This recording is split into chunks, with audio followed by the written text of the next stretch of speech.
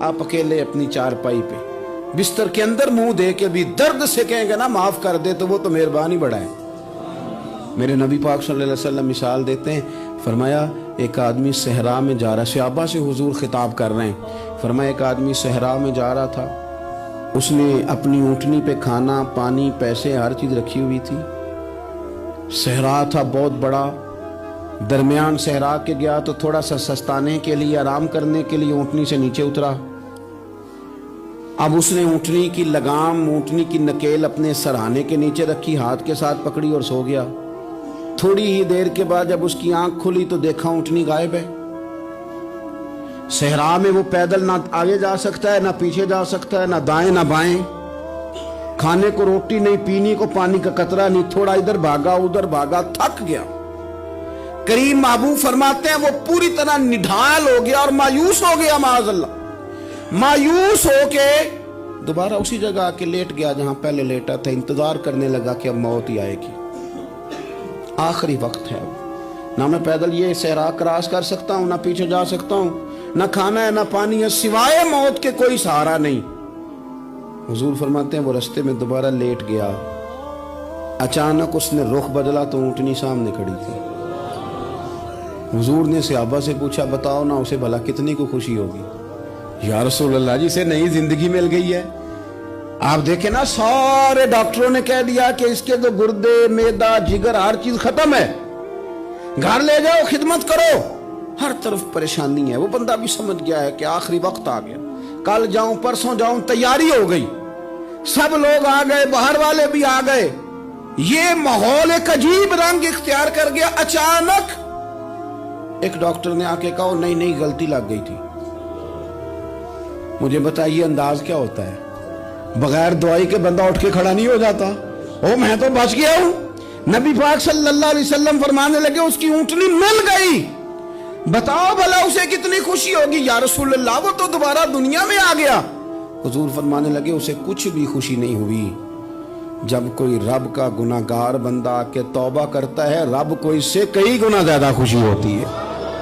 میرا بندہ آ گیا، میرا بندہ آ گیا، میرے گھر آ گیا، اس نے آنسو بہائے ہیں، اس نے کہا اللہ میں تیرا ہی ہوں، تیرا ہی رزق کھاتا ہوں، تیری ہی زمین پہ رہتا ہوں، تیرے نام سے میری سانسیں چلتی ہیں۔ وہ آ گیا، فرمایا اس اونٹنی والے سے زیادہ رب کو خوشی ہوتی ہے جب گناہگار آ کے توبہ کرتے۔ گناہگاروں کے آنسو اس کی بارگاہ میں بڑے مقبول ہیں، لیکن ہم رسم ادا کرتے ہیں، توبہ نہیں کرتے۔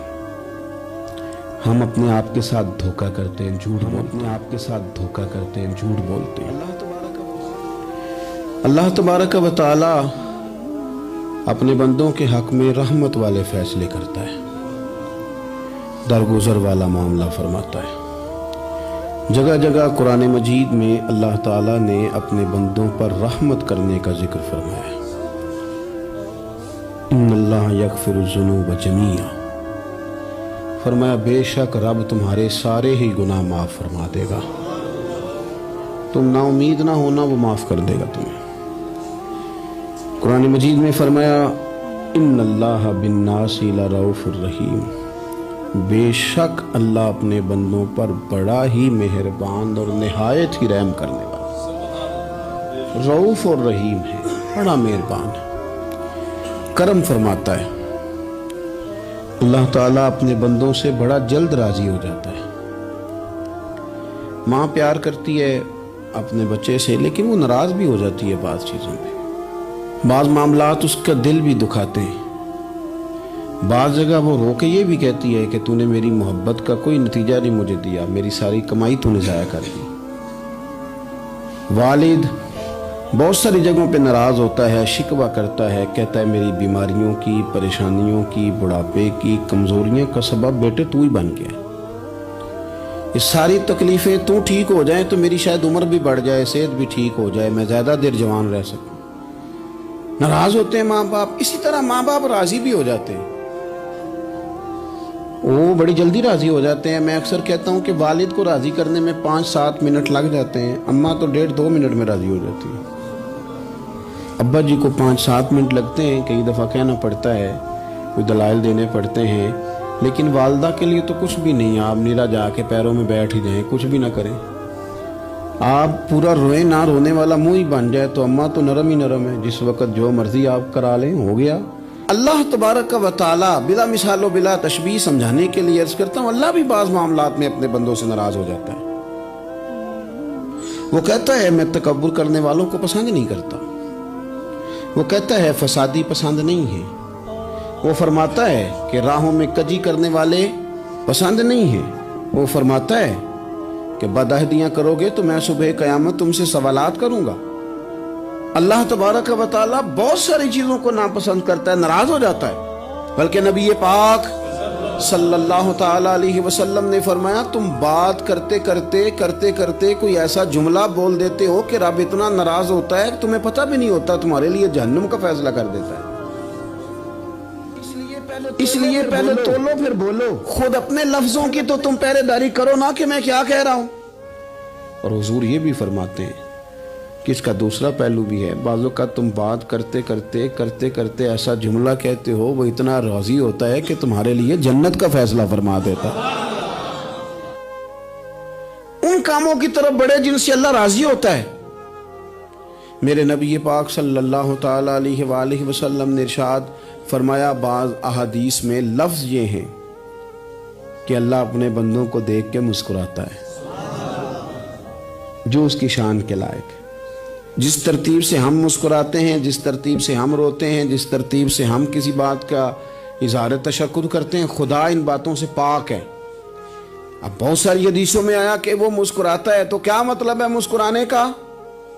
تو علماء تفسیر نے لکھا ہے مسکرانے کا مطلب یہ ہے کہ وہ بڑا ہی راضی ہوتا ہے اپنے بندے سے، بڑا راضی ہوتا ہے، یہ مطلب ہے۔ ایک تو مسکرانے کا مطلب یہ کہ وہ بڑا راضی ہو گیا، وہ مسکرا دیا اپنے بندے پہ۔ اور ایک اس کا معنی خود نبی پاک صلی اللہ تعالی علیہ وسلم نے بیان فرمایا، مسند امام احمد بن حنبل میں حدیث ہے، حضور سید عالم علیہ السلام سے صحابہ نے پوچھا یا رسول اللہ شہید تو بڑے لوگ ہوتے ہیں، شہیدوں میں افضل کون ہے؟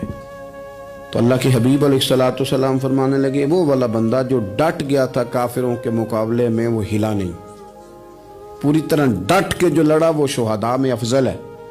حضور فرماتے ہیں وہ جنت کے بالا خانوں میں سیر کرے گا اور رب اسے دیکھ کے مسکرائے گا،